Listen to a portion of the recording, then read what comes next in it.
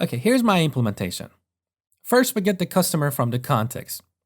And note that I'm using the single method, not single or default. Because I'm assuming the client should be sending us the right customer ID, because the staff member will select this customer ID from a pick list or something.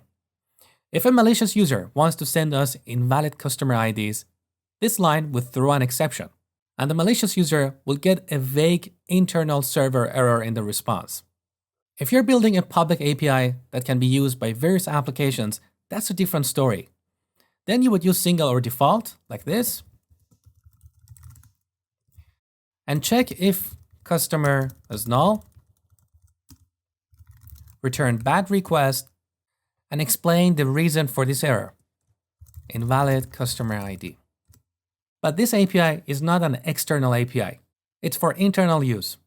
So writing this additional code does not give us any value. It's just extra code to maintain. So I would rather to revert this back to the single method. Now similarly, we get the movies from the context. And note that I'm using a technique here to load multiple movies. So we have m goes to.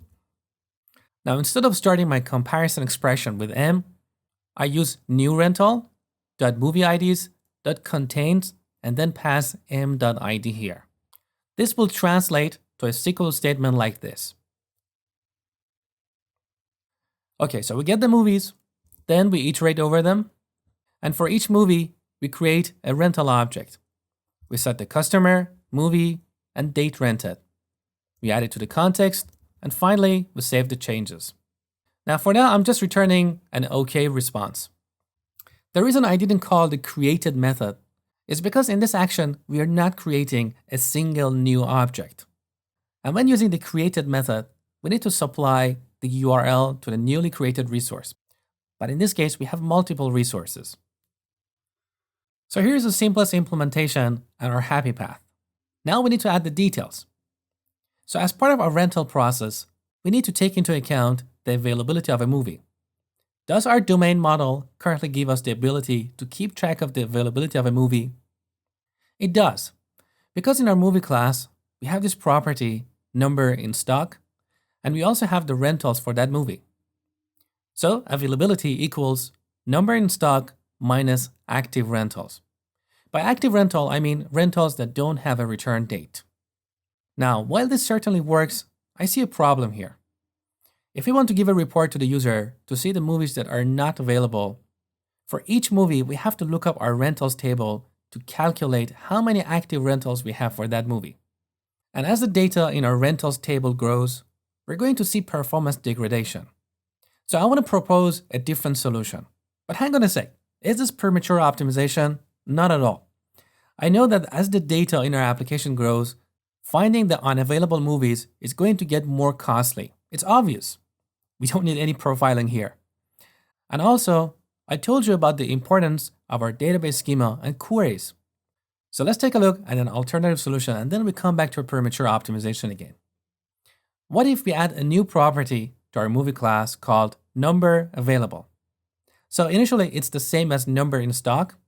And when a customer rents that movie, we decrease it by 1. And subsequently, when the customer returns that movie, we'll increase it by 1.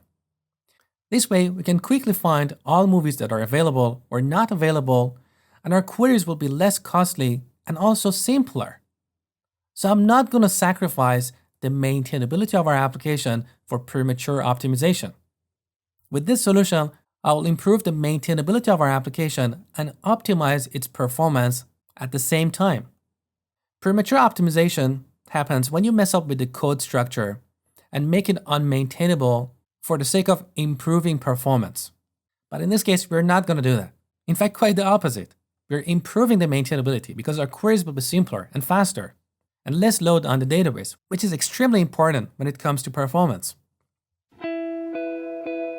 So here's your exercise. I want you to make the necessary changes in our API to update availability for each rented movie. So as a quick tip, you need to add this new property to our domain model, update the database, and then modify the logic in our action. We'll review my code in the next lecture.